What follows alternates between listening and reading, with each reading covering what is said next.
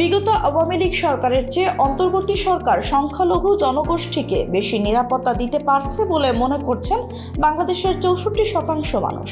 শুক্রবার প্রকাশিত এক প্রতিবেদনে এই তথ্য জানায় ভয়েস অফ আমেরিকা বাংলা। গণমাধ্যমটির করা এক জরিপে এ তথ্য উঠে এসেছে। জরিপ থেকে জানা গেছে, গত অক্টোবর মাসের শেষের দিকে পরিচালিত এই জরিপে 64.1% উত্তরদাতা মনে করেন আওয়ামী লীগ সরকারের আমলের তুলনায় অন্তর্বর্তী সরকার ধর্মীয় ও জাতিগত সংখ্যালঘু জনগোষ্ঠীকে বেশি নিরাপত্তা দিচ্ছে। মাত্র 15.3% উত্তরদাতা মনে করেন বর্তমান সরকার সংখ্যালঘুদের জন্য আগের চেয়ে খারাপ নিরাপত্তা দিচ্ছে। 17.9% উত্তরদাতা মনে করেন পরিস্থিতি আগের মতোই আছে। বাংলাদেশের জনতত্ত্বের সঙ্গে সামঞ্জস্য রেখে জরিপের জন্য 1000 উত্তরদাতা বাছাই করা হয়, যাদেরকে বর্তমান অন্তর্বর্তী সরকারের আমলের সঙ্গে সাবেক প্রধানমন্ত্রী শেখ হাসিনার শাসনের তুলনা করতে বলা হয়। উত্তরদাতাদের মধ্যে 92.7% মুসলিম।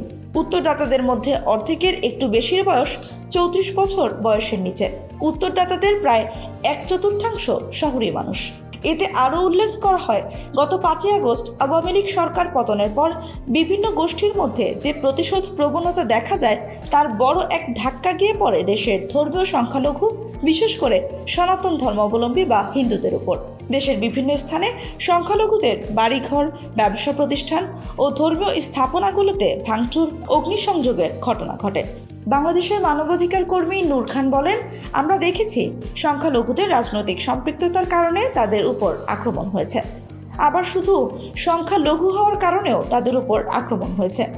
পঞ্চগড়ে আহমদিয়াদের আবাসস্থলে আক্রমণ হয়েছে, অগ্নিসংযোগ করা হয়েছে।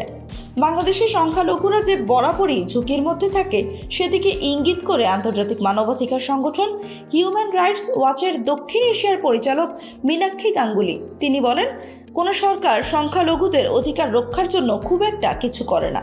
তবে ডক্টর মোহাম্মদ ইউনূসের নেতৃত্বে অন্তর্বর্তী সরকার ক্ষমতা নেওয়ার পর প্রশাসন, বিভিন্ন ধর্মীয় প্রতিষ্ঠান ও সাধারণ মানুষ এগিয়ে আসেন সংখ্যালঘুদের উপাসনাস্থল পাহারা দিয়ে পরিস্থিতি সামাল দেওয়ার জন্য।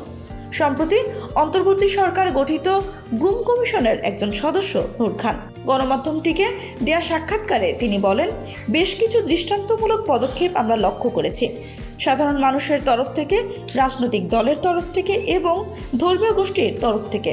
এর ফলে দেখা গেছে পরবর্তী 1 মাসের মধ্যেই অবস্থার উন্নতি হয়েছে।